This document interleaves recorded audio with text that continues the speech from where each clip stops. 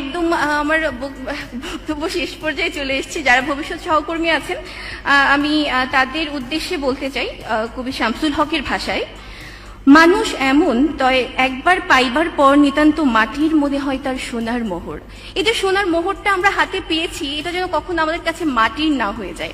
আমরা যেন এর যেই সম্মান, সেটা যেন আমরা যথাযথভাবে পালন করতে পারি। এবং একটু আগে লায়ন তাসলিমা ম্যাম বলে যাচ্ছিল যে লুঙ্গি পরা লোকটা এসে যেন একদম সদর পেয়ে এসে খুব স্বাভাবিকভাবে যেন তার যে সেবাটা তিনি চাচ্ছেন তার জন্য সেটা আমাদের বলতে পারেন। এবং সামনে আমরা স্মার্ট বাংলাদেশের দিকে এগিয়ে যাচ্ছি। আমি মনে করি এর ফ্রন্টলাইনার যারা থাকবেন, সেই সময়টাতে আমাদের 41তম বিসিএস আমরা যারা সুপারিশপ্রাপ্ত হয়েছি, আমরা একটা গুরুত্বপূর্ণ দায়িত্ব পালন করব সেই সময়টাতে। আমি আমার বক্তব্য একদম শেষ করে দিচ্ছি। নতুন যারা আছেন তাদের বলবো, নিজের ইচ্ছার প্রতি, নিজের আপনার যে লক্ষ্যটা স্থির করেছেন সেটার প্রতি আন্তরিক হবেন।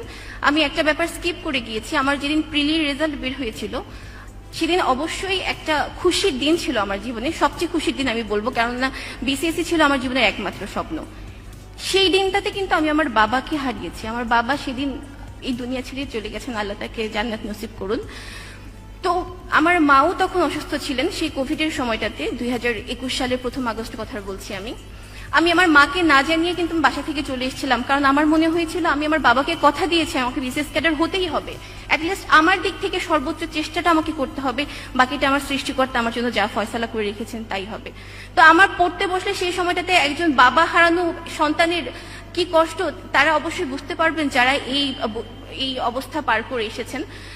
এবং সেই সময়টাতে আমি যখন পড়তে বসতাম, আমার চোখের পানিতে আমার লেকচার শিট ভিজে যেত, আমার বই ভিজে যেত। তারপরও আমার মনকে শান্ত করে কিন্তু আমি আবার পড়াশোনা করেছি।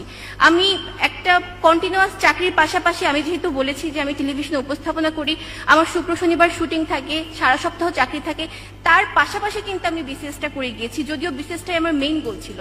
তো আমি বলবো আসলে হার্ড ওয়ার্ক করা অবশ্যই জরুরি, তার পাশে আমাদের স্মার্ট ওয়ার্ক করতে হবে। এবং এই স্মার্ট ওয়ার্কের সহযোগী হিসেবে আমরা বিসিএস কনফিডেন্সকে আমাদের পাশাপাশি রাখতে পারি।